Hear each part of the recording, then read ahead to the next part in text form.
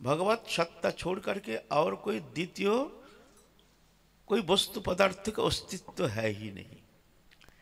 दृश्यमान जागतिक पदार्थ भी उन्हीं का ही विस्तार।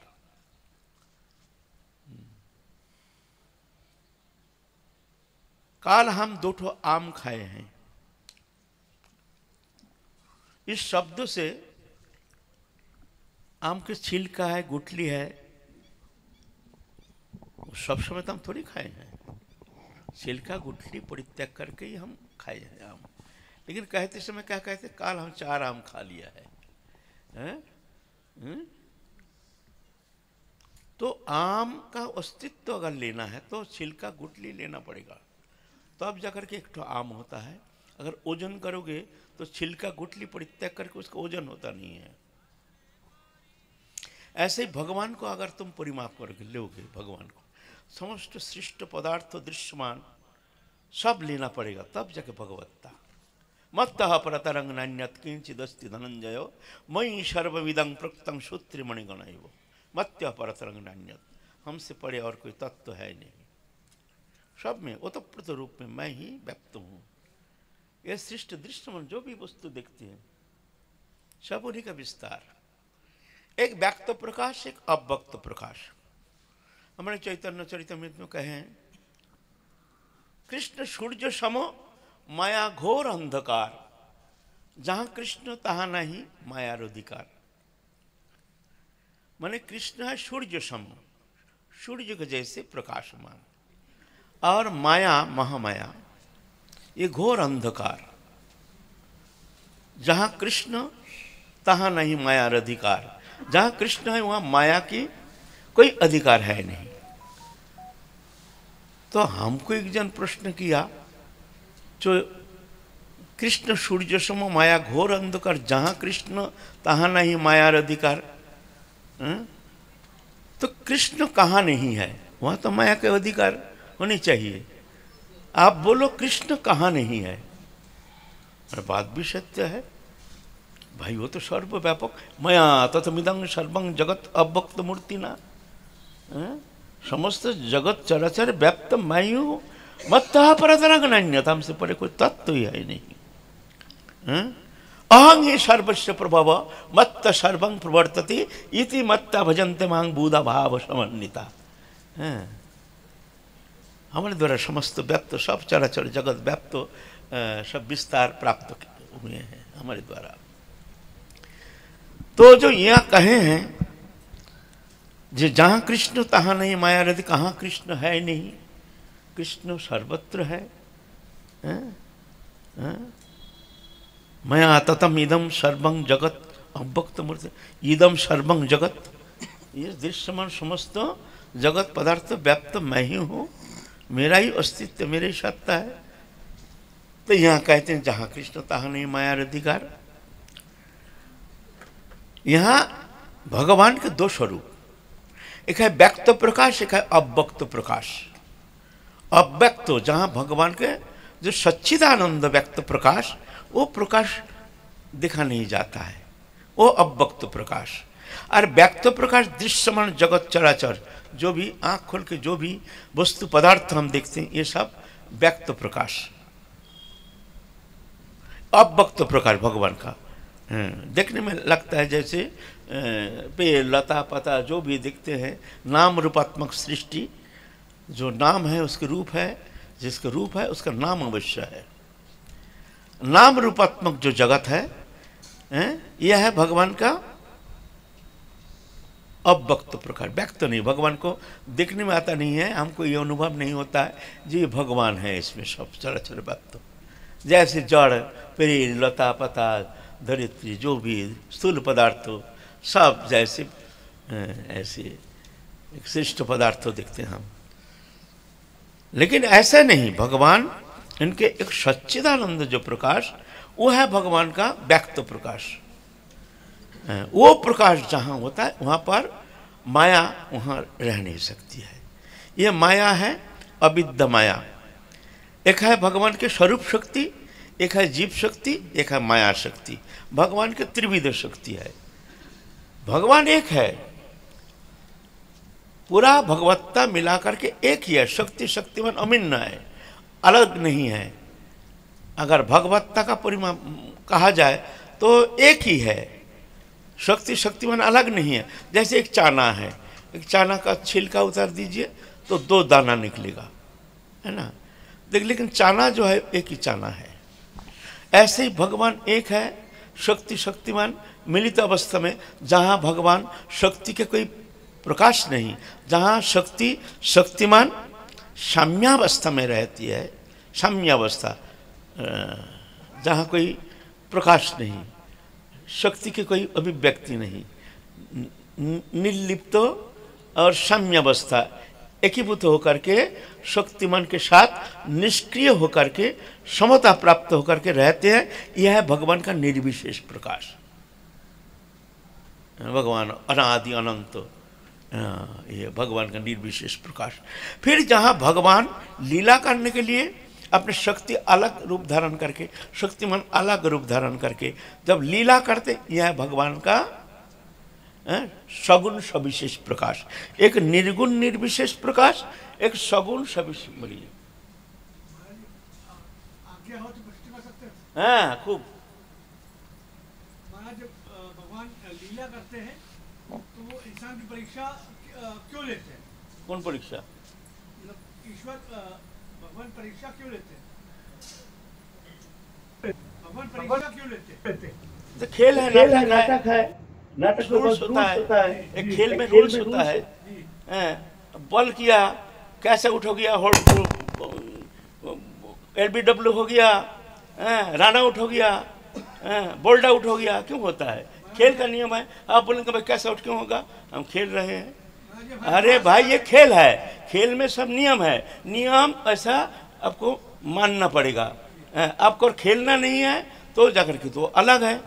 ये खेल है, खेल में हार जीत, भला बुरा, निंदा सब उस मिला करके खेल होता है, ये मानना पड़ेगा खेल। ये भगवान का सृष्टि रचना करके भगवान खेल रहे हैं, अनंत कोटि जीव जगत रचना करके भगवान खेल रहे हैं। मोह तंद्रा भ्रम रुक्ष रस परिश्रम असत्य क्रोध आकांक्षा शंका विश्व विभ्रम उल्लन कम वैषम्य लोलता मद मात्सर्य हिंसा क्षेत्र परापेक्षा। सुनिए पहले, ये तो जीव में आत्मा में है नहीं, ये आत्मा का स्थिति नहीं, आत्मा से इसका कोई संबंध नहीं। लेकिन एक गुण से विकारित होकर के जीव चैतन्य सत्ता संसार में भ्रमित होकर के खेल रहे हैं। कभी काम, कभी क्रोध, कभी लोभ, कभी मोह, इसमें फंस करके एक गुण का प्रकाश हो जाता है। जीव चैतन्य सत्ता की तरह से विभ्रांत करके संसार चक्र में आवर्तन कर रहे हैं अनादिकाल से। ये नाटक है। अब बोले ऐसा क्यों करते हैं भाई, इसका कोई जवाब नहीं होता है। ये खेल है, ये खेल को मानना पड़ेगा। हारते हैं, कोई जीतते हैं, कभी हारते हैं। ये सामने हार स्वीकार है, उनके सामने हमेशा हार स्वीकार है ना। ये नाटक है, ये सृष्टि का नाटक है, सृष्टि लीला। ऐसा नहीं, भगवान पलक में अनंत कोटि ब्रह्मांड को पलक में उद्धार कर सकते हैं। लेकिन उद्धार करने से तो एक खेल तो होगा नहीं ना, खेल होता नहीं ऐसा।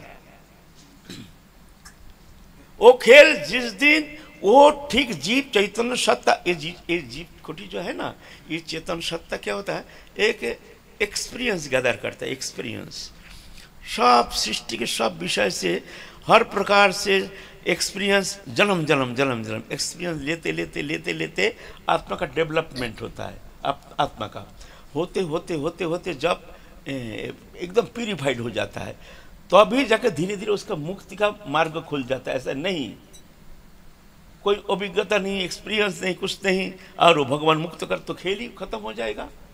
इसीलिए घात प्रतिघात द्वंद्व संघात, इसके भीतर से साधक को आगे चलना पड़ेगा। उसके लिए भगवान खेलते हैं, खिलाते हैं। देखो, जिस दिन तुम्हारे भीतर और कोई स्पृहा नहीं, कोई आकांक्षा नहीं, संपूर्ण रूप से तुम्हारे आत्मा जिस दिन हमारे लिए एकमात्र तरसते रहेंगे, उस दिन समझ लेना तुम्हारा मुक्ति का समय आ गया।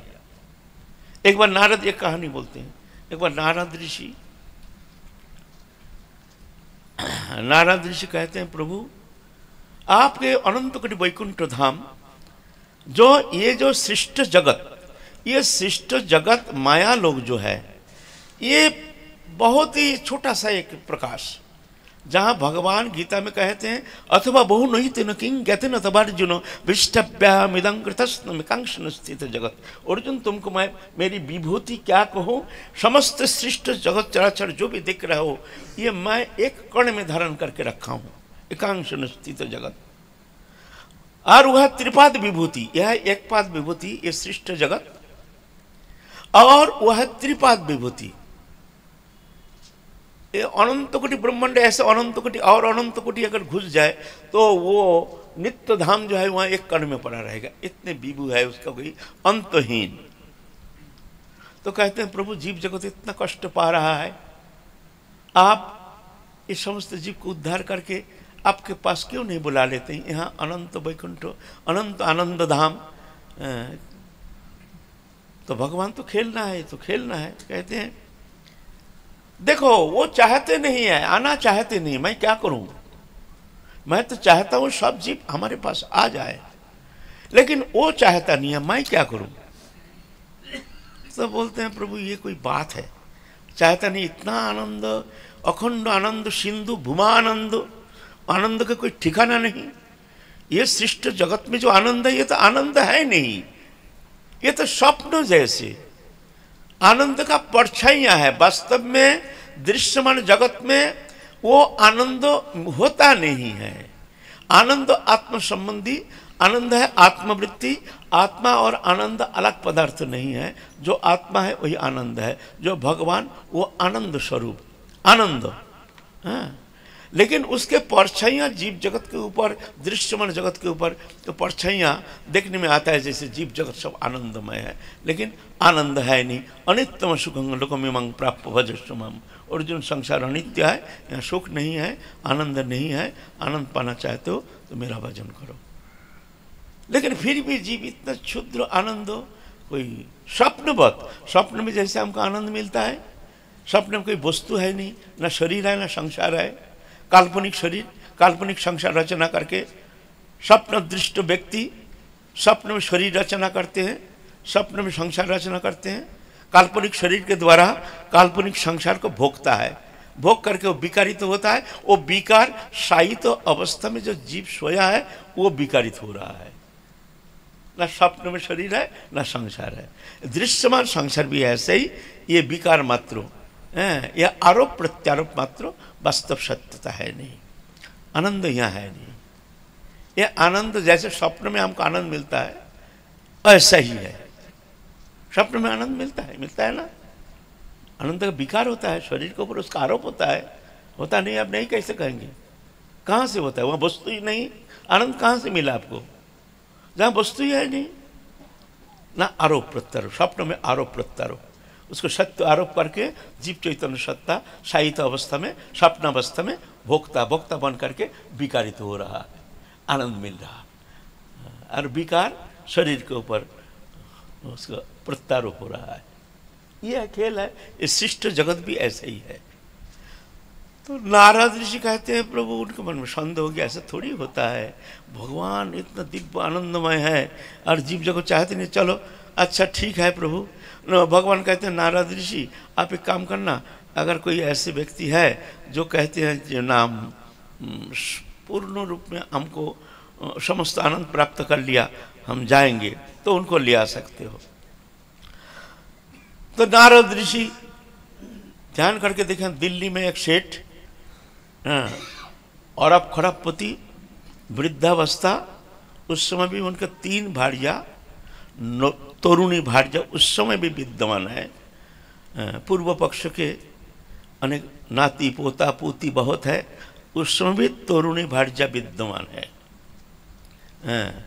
अथाह पैसा सब ठीक है। मैंने देख लिया नारद ऋषि से इसको सब भोग कंप्लीट कर लिया, एकदम कोर्स कंप्लीट कर लिया। अब इसको ले आएंगे।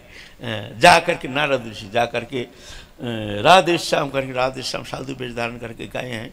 और सेठ जी आइए आइए महाराज, आइए आइए, बैठाए हैं। बोलिए आदेश कीजिए, हमारे लिए कोई सेवा हो तो बताइए, कोई दौलत कुछ भी चाहिए? बोलता है नहीं नहीं कुछ चाहिए नहीं हमको। तो बोलिए कुछ सेवा तो बताइए।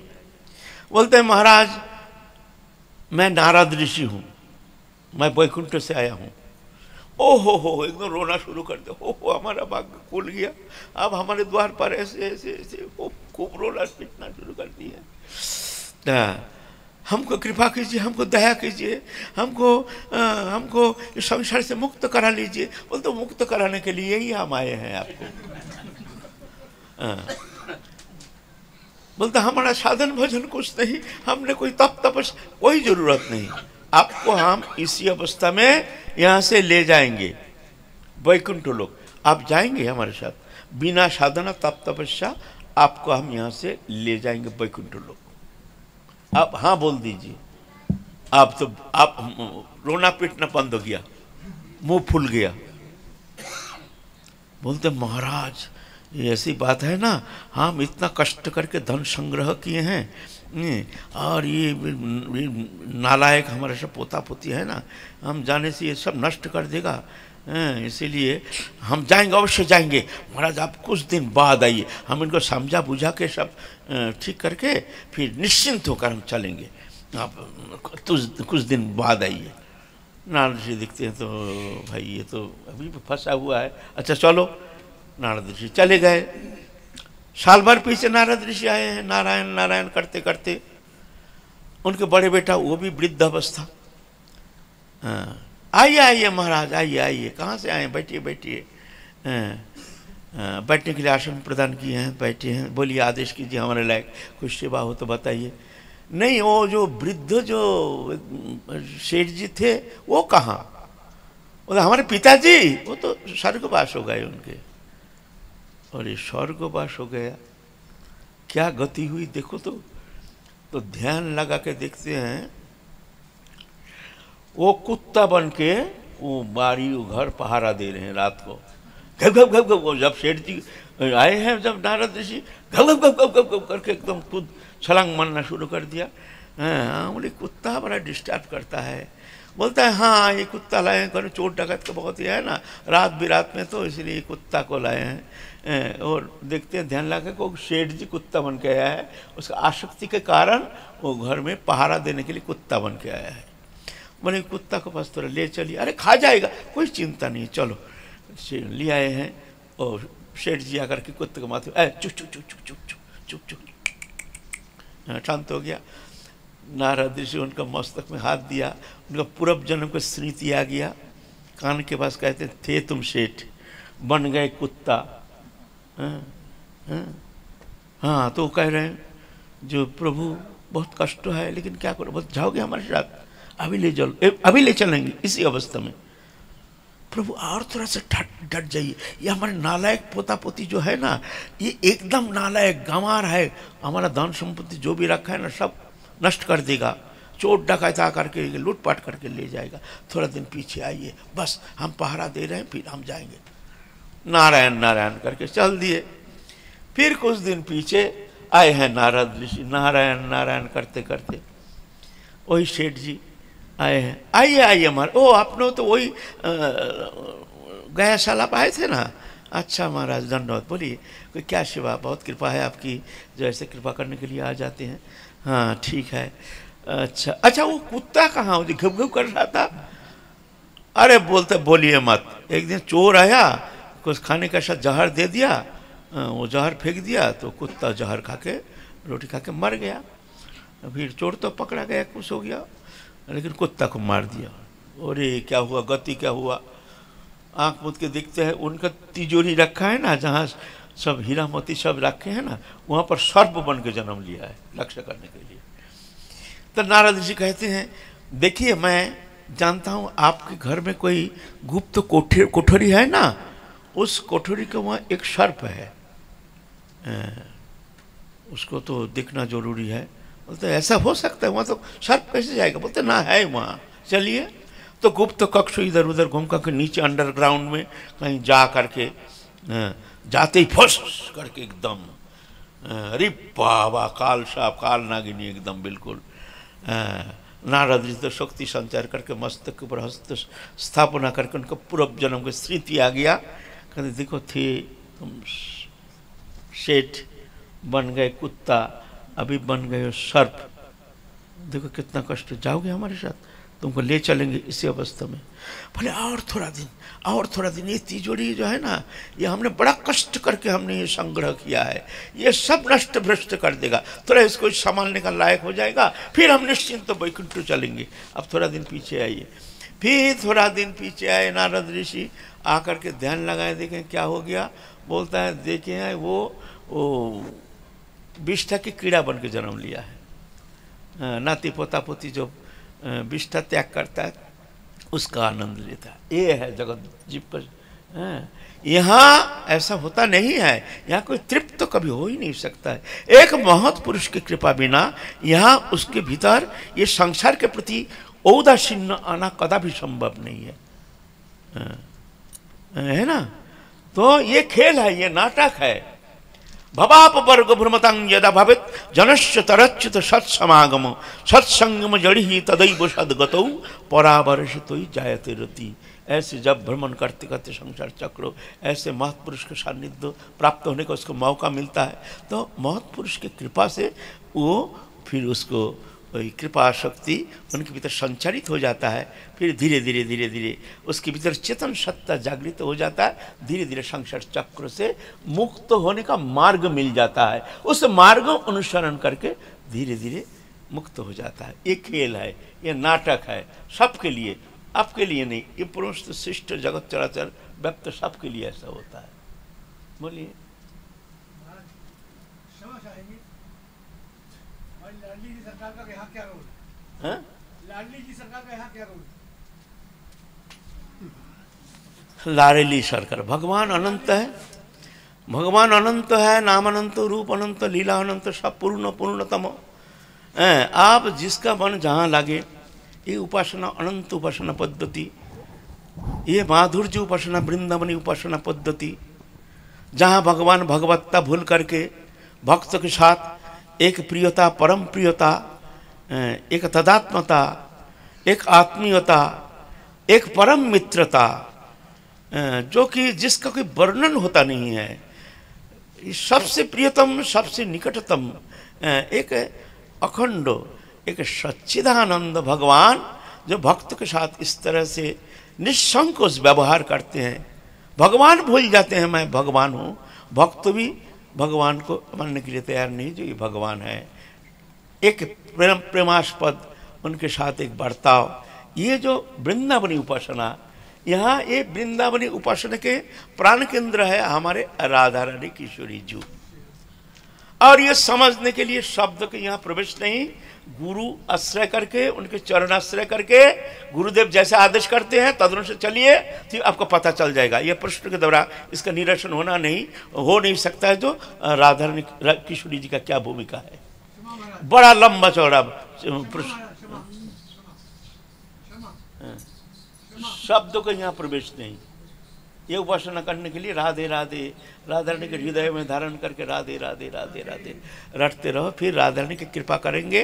फिर ददामि बुद्धि जोगं तंग जेनुमाम उपजानती थे, फिर मैं उसको ऐसे बुद्धि देता हूँ जिस बुद्धि के द्वारा वो जान जाता है। यह हमारी वृंदावनी उपासना पद्धति माधुर्य उपासना।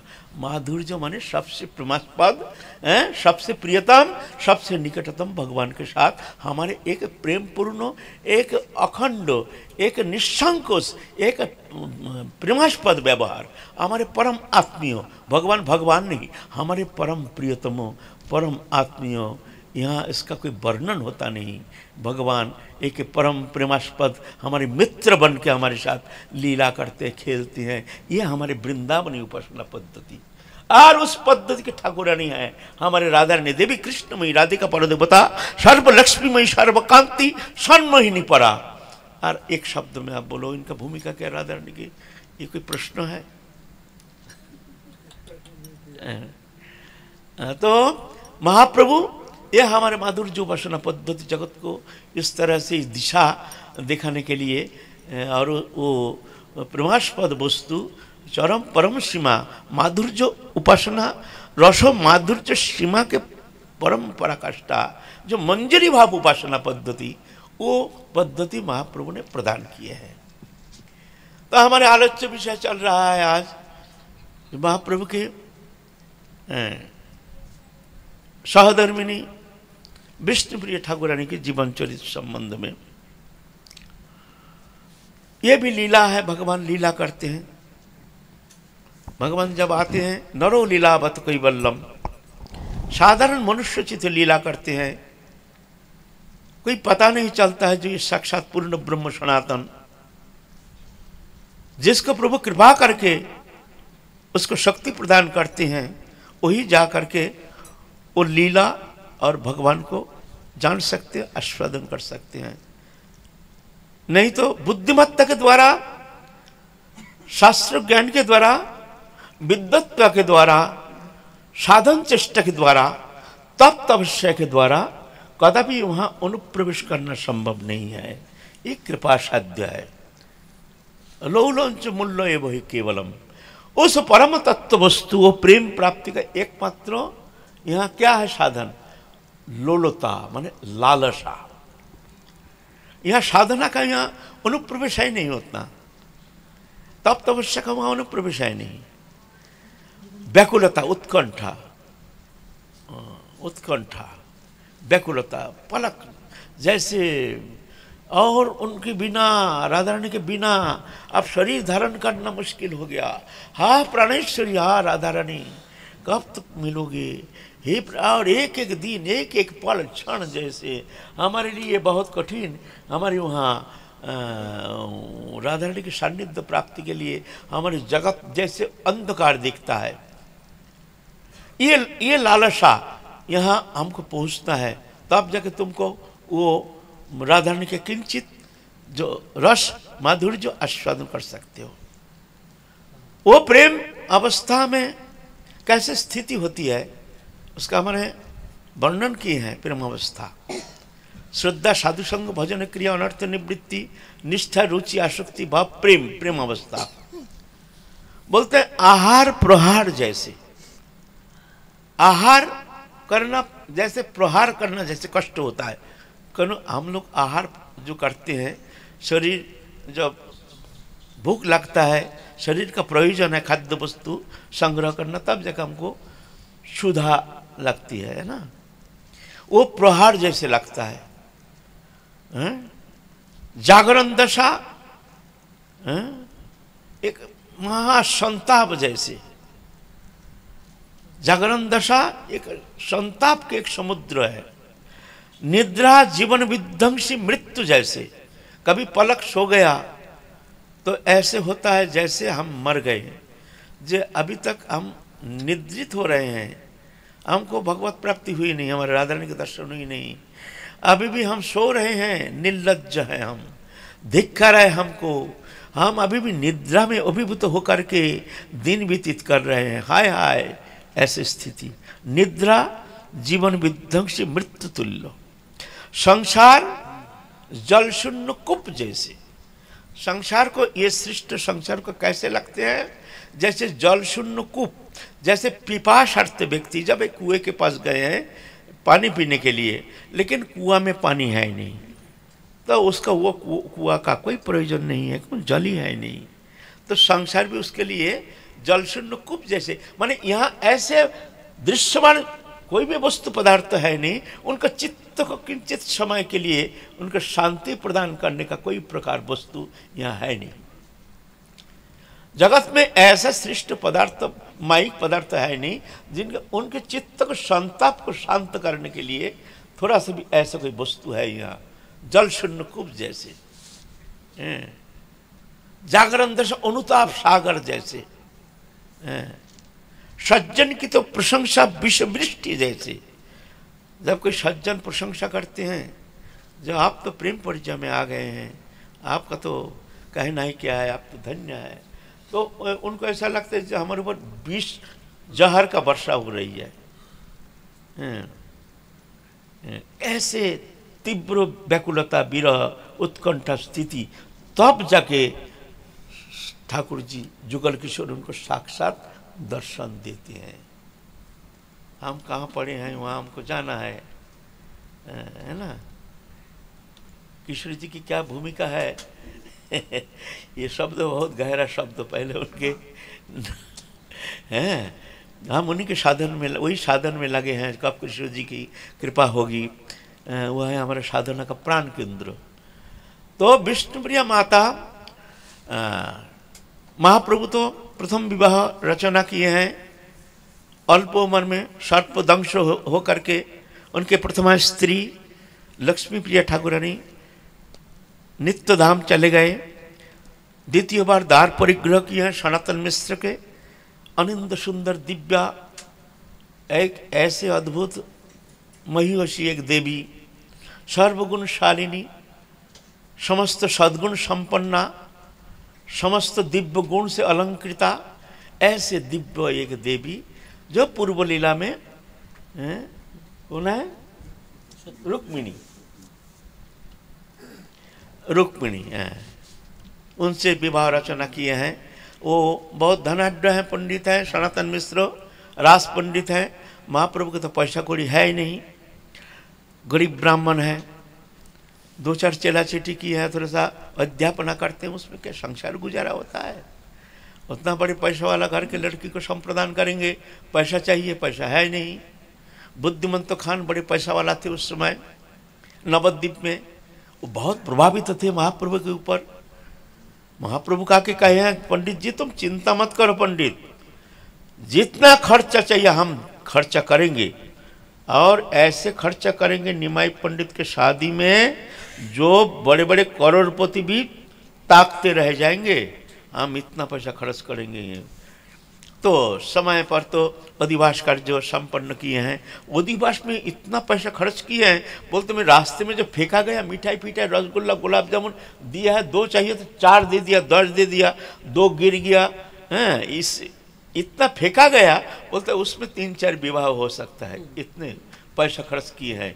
और उनके चेला थे संजय, मुकुंद संजय। बोलते हम कमियाँ थोड़ी, हम भी खर्च करेंगे, एक तुम्हारा ही काम है, तुम ही खर्च करोगे, हम कुछ नहीं है, हम भी खर्च करेंगे, ठीक है तुम भी करो। ऐसा शादी विवाह तो संपन्न हो गया। विवाह कार्य करके वहाँ पर तो बड़े आनंद के साथ बारात आए हैं। कल हम लोग की आलोचना की है, आज आगे चलेंगे ना। कल थोड़ा दिग्दर्शन दे रहे हैं किस तरह से विष्णुप्रिया ठाकुरानी को विवाह करके लाए हैं महाप्रभु। उनके अद्भुत जुगल जोड़ी जो दर्शन किए हैं, जो विमुग्ध होकर के देखते ही रह गए। जैसे भुवन सुंदर भुवन मंगल, इतने सुंदर भगवान के रूप मधुरिमा, जो कि भगवान न जाने कौन सृजनी शक्ति के द्वारा विधाता ने इतना सुंदर जुगल स्वरूप निर्माण कार्य में समस्त सृष्टि रचना कौशल जैसे निर्माण कार्य में लगा दिए हैं। जैसे माता विष्णुप्रिया, ऐसे ही महाप्रभु निमाई पंडित, दोनों अद्भुत सुंदर। कोई कहते हैं ये शोची इंद्राणी है, बोले दो तो ऐसा नहीं है, ये नारायण लक्ष्मी नारायण है। कोई कहते हैं नहीं नहीं, ये तो शिव पार्वती जैसे है। कोई कहते हैं ऐसा नहीं, ये तो राम सीता जैसे लगते हैं। ऐसे कोई कहते हैं बड़े आनंद के साथ धूमधाम के साथ ले आए हैं, घर में आए हैं संध्या के समय, और उधर नाना मंगल कार्य में लगे हैं, बैंड बाज रहा है बड़े धूमधाम से। उसके बाद दूसरा दिन विवाह कार्य के बाद बहु भात होता है बंगाल में। बहु भात हमारे जब पुत्र शादी करके लाते हैं तो दूसरा दिन जो नववधू हैं वो परश करते हैं, बहु भात कहते हैं, अपने हाथ से परश करेंगे। तो बहु भात में इतना पैसा लगाए हैं, जैसे पेंडल, ऐसे पेंडल कभी देखा ही नहीं कोई। अरे बड़े बड़े कढ़ाई हजारों आए हैं, हजारों पूरा नवद्वीप छूटपुट भंडारा, खुला भंडारा, ऐसा नहीं जो निमंत्रित जिसका मन से आ जाओ। और ऐसे सुंदर विवाह अनुष्ठान देखने के लिए स्वर्गलोक से भी देव देवियों से मानवीय तनु धारण करके, मानव तनु धारण करके आए हैं ये लीला देखने के लिए। हजारों हजारों आ रहे हैं। रसगुल्ला, गुलाब जामुन, दही, राबड़ी, माने ऐसा कोई आइटम है नहीं जो बना नहीं है। जिसको छुटपुट, जिसको जो आइटम चाहिए खाओ। जब देखते रह गए, ताकते रह गए। जो ऐसे विवाह अनुष्ठान इतना पैसा खर्च किए हैं, विवाह कार्य संपन्न किए हैं। कितना खर्च किए हैं जानते हैं? बुद्धिमंत खान 10,000 स्वर्ण मुद्रा, ऐसे किताब में लिखे हैं, हम नहीं कह रहे हैं, किताब में लिखे हैं। बुद्धिमंत खान महाप्रभु को शादी में 10,000 स्वर्ण मुद्रा, एक स्वर्ण मुद्रा माने 10 ग्राम, 10 ग्राम माने 72,000 रुपया वर्तमान समय, 72,000 रुपये वर्तमान सोने का दाम है। तो 10,000 इंटू 72,000 कितना होता है? 72 करोड़ रुपया, 72 करोड़ रुपये खर्च किए, ऐसे कहते हैं। तो समझिए कैसे वो विवाह अनुष्ठान कैसे हैं। इस तरह से बड़े देवता लोग भी आकर के, कोई ऐसा है नहीं जो उनके शादी समारोह में आकर के, भिखारी तो दूर की बात है, सभी ऐसे नहीं, जो जिसको छुटपुट जो मन चाहे, जिसको जो वस्तु चाहिए वही वस्तु परोसा जाता गया, जो मन माफिक मन पसंदीदी वस्तु खा करके तृप्त होकर के मर्त लोग स्वर्ग लोग सब आए हैं, आ करके ऐसे आनंद लीला में शामिल होकर के प्रभु का दर्शन करके सब कृतकृत्य हो करके सब जा रहे हैं अपने अपने स्थान पर। 2-3 दिन तो ऐसे को भंडारा चलता रहा। फिर निमाई पंडित तो आप अपना विद्याभ्यास में लग गए हैं। लेकिन इधर क्या हुआ, धर्म सब रो रहे हैं चारों ओर, नास्तिकतावाद, कहीं धर्मों का नाम निशान नहीं। भक्ति धर्म का जो भी धर्म है वहाँ थोड़ा क्षुद्र देवियों का उपासना की ज़्यादा प्राधान्यता। ऐसे ही तो बंगाल में आपका देवी उपासना का प्राधान्य तो ज़्यादा है बंगाल में। बंगाल में हमारे वैष्णव धर्म के इतना है, लेकिन कोई कोई स्थान है, जैसे पूर्व भारत जो है, एकदम पूर्व भारत है, तंत्र मंत्र माने देवी उपासना, आसाम, मणिपुर, बंगाल आदि, पूर्व बंगाल हैं, ये सब है देवी उपासना और तंत्र मंत्र सिद्ध है। सब बच्चा बच्चा तंत्र मंत्र जानते हैं ऐसे, ये वो है प्राधान्यता वहाँ। मध्य भारत है राम उपासना, कृष्ण उपासना, थोड़ा मध्य भारत है। उत्तर भारत है आपका ब्रह्म उपासना, ओम, उत्तर भारत ज़्यादातर। दक्षिण भारत है शिव उपासना, ऐसे अलग अलग प्राधान्यता ऐसे। तो वहाँ उस समय देवी उपासना के प्राधान्यता होने के कारण वहाँ क्षुद्र देवी के सब उपासना करते हैं, क्षुद्र वस्तु प्राप्ति का लालसा लेकर के। ये देवियों की उपासना क्या है, ये तो क्षुद्र उपासना। जह पन्न देवता भक्ता जजंत श्रद्धान्विता तेह भी मामेव कौनते जजंत अविधि पूर्वकम। जो दूसरा देवता उपासना करते हैं वो सब देवता देव देवी तो मैं ही हूँ। अहं ही सर्वज्ञानं भोक्ता च प्रभुर एव न तो मामा भी जानते तत्व न तस्वंतिता। कोई जानते नहीं है, जो मेरे को उपासना करते हैं वो मेरे को ही प्राप्त करते हैं। लेकिन ये क्षुद्र देव देवी उपासना क्षुद्र आशा लेकर के भोग्य पदार्थों दे सकते हैं, इसीलिए ये उपासना विधि पूर्वक नहीं, अविधि पूर्वकम। अहं ही सर्वज्ञान भोक्ता च प्रभु रेव च, मैं ही समस्त यज्ञों के भोक्ता प्रभु, इसलिए मेरी उपासना ही श्रेष्ठ है। लेकिन बंगाल में ऐसे क्षुद्र देवियों का उपासना करते हैं, विशोहरी देवी, वो देवी, फलाना देवी, फलाना देवी। तो महाप्रभु देखते हैं अब हमारे तो प्रकट होना जरूरी है, तो महाप्रभु चिंतन किए हैं अब हमारे ये सांसारिक लीला, नरोचित लीला, मुग्धता, मुग्ध प्राय मनुष्यचित लीला हमने कर लिया है। अब हमको अपने आप को प्रकट करना है, क्योंकि जगत उद्धार के लिए जिस कर्म के लिए हम आए हैं वो कर्म हमको प्रकट रूप में उसको जगत जीव देना है। वो प्रकट रूप में हमको जगत को इस तरह से वो प्रेम धर्म प्रचार के लिए हमको आगे बढ़ने के लिए प्रस्तुति लेना है। तो पहले हम चलेंगे गया, गया जा कर के महाप्रभु आप अपने आप को प्रकट करेंगे। तो मैया से विदाई मांगे हैं, माँ मैं थोड़ा चाहता हूँ गया जा कर के थोड़ा हमारे पितृ लोग को थोड़ा पिंड दान करेंगे, आप आदेश करो तो हम जाएंगे। पत्नी से कहें कि तुम हमको बोलो, तुम दुखी होकर बोलोगे तो फिर तो मैं नहीं जाऊंगा। लेकिन उस समय मार्ग तो बहुत कठिन था ना, सब पैदल ही जाना पड़ता था, कोई रेल लाइन नहीं था, बस नहीं था। रेल बस था तो ब्रिटिश आने के बाद आया है। हमारे ब्रिटिश आने का पहले हमारे ऐसे कहीं इधर से उधर जाने के लिए कोई साधन नहीं था। ज़्यादातर तो चलते थे नदी मार्ग में नाव से, और ऐसा तो जो पैसा वाला था घोड़े का गाड़ी है ना, घोड़े का गाड़ी में जाते थे पैसा वाला लोग, और नहीं तो कोई कोई बुग्गी लेके जाते थे, बुग्गी खाना पीना लेकर के बुग्गी लेके चलते थे, 3-4 दिन का रास्ता। और दूर जो जाते थे वो सब पैदल ही जाते, तीर्थ भ्रमण करने के लिए जो जाते थे पैदल ही जाना पड़ता था। लेकिन दुर्गम रास्ता उतना सहज नहीं था। कोई फोन लाइन है नहीं ऐसे पहले, अभी का जैसे जो फ़ोन से बात करेंगे ये भी उपाय नहीं है। कहाँ गया कब आएगा कोई ठिकाना नहीं। माता तो बहुत रोना शुरू किए हैं। तो निमाई पंडित कहते हैं माँ तुम रो मत, मैं पितृकार्य करने के लिए, मैं पुत्र होने के कारण हमको पितृकार्य पितृ श्राद्ध के लिए हमको विष्णुपाद पद्म में हमको श्राद्ध प्रदान करना जरूरी है, इसलिए तुम आदेश करो तो हम जाएंगे। मनुष्य तरुण धारण करके पितृकार्य पितृलोक के उद्धार के लिए हमको ये कर्म करना बहुत जरूरी है। उस समय बहुत ऐसे विधान था।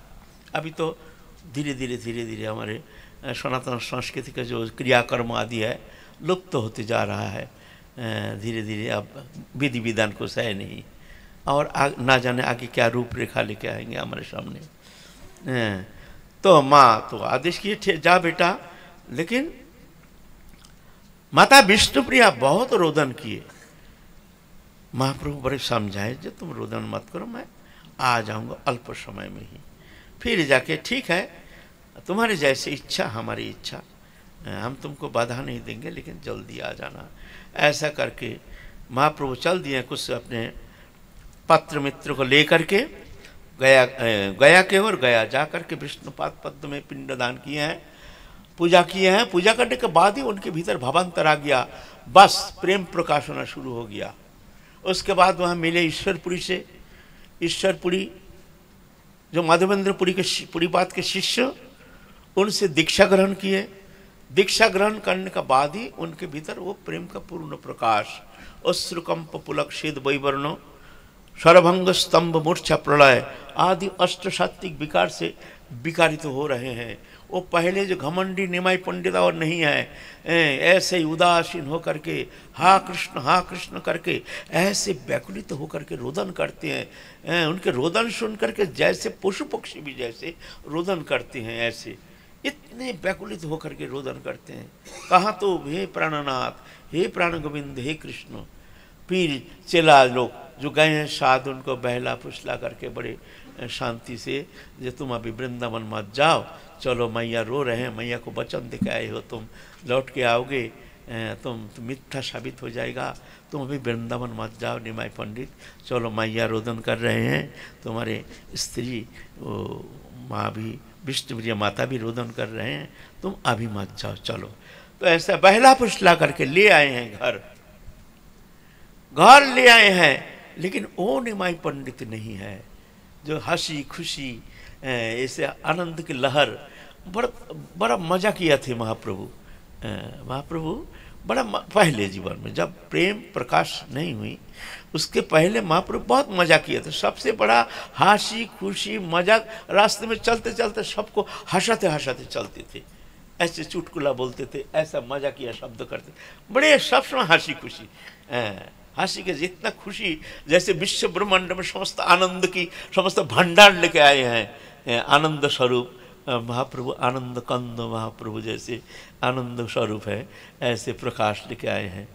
वो महाप्रभु आज वो है नहीं। एक संतप्त हृदय, एक कृष्ण विरह में विरहित तो ऐसे अश्रु कंप पुलक ऐसे रोदन करते हैं। मैया देख के कहती है निमाई का क्या हो गया, कभी देखे नहीं है ऐसा। और निमाई ऐसा हो सकता है, ऐसा संभावना है नहीं। किस कारण रोदन करते हैं ऐसे, क्या वस्तु की कमी है। एक घर में बंद कर दिए हैं, वहां तो बस उन्मत्त होकर के कभी तो हुंकार मारते हैं, मैं वही हूं, मैं वही हूं, मैं वही हूं। हाँ बड़ा बड़ा करके संहार करेंगे, संहार करेंगे, सब पापी को संहार करेंगे। भगवान भगवत्ता का प्रकाश, संहार करेंगे सब अपराधी, सब पापी को संहार करने के लिए हम आए हैं, भक्त को उद्धार के लिए हम आए हैं। मैं वही हूँ, मैं वही हूँ। और ये शब्द का माने तो सोची माता विष्णुप्रिया माता समझ नहीं पाते क्या शब्द कह रहे, मेरा बेटा वो तो पुत्र भाव ना, उनको तो ईश्वर भाव है नहीं। अरे बेटा का क्या हो गया, ओझा बुलाते हैं, गुणिन बुलाते हैं, वैद्य बुलाते हैं, बड़े बड़े वैद्य आते हैं, कहते हैं ये बिकार, ये हो गया वायु चढ़ गया है, इसको नारायण तेल मालिश करो माथे में, और खाने के लिए नारियल पानी देना, और पांता भात देना, ज़्यादा गर्म भात दे नहीं देना। पांता भात बासी, आजकल चावल है ना ठंडा, वो बहुत ठंडा होता है। बंगाल में तो चावल ज़्यादा खाते हैं ना, तो ठंडा चावल, आज के चावल उसको पानी दे के रखते हैं, दूसरा दिन उसको ठंडा चावल, बहुत शीतल होता है वो, शरीर ठंडा, नींद ज़्यादा आती है, लेकिन वो बंगाल में प्रसिद्ध है, पांता भात कहते हैं उसको।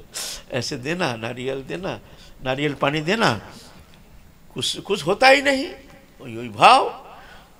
ये खबर पहुंच गया समझते हो, नवद्वीप धाम में आते हैं सब बड़े बड़े पंडित लोग, श्रीवास पंडित आदि, मुकुंदो आदि सब आते हैं। क्या बात है, निमाई पंडित ना जाने क्या बदलाव आ गया उनमें, सब आके देखते हैं, और भक्तों को देख करके भगवान के भीतर वो भाव के उद्दीपन, भक्त को देख करके भक्त के भीतर ना उद्दीपन होता है भगवत भावना का, व्याकुलित चित्त होकर, हाँ कृष्ण, हाँ प्राणेश्वरी राधा रानी, कहाँ तुम, कहाँ तुम।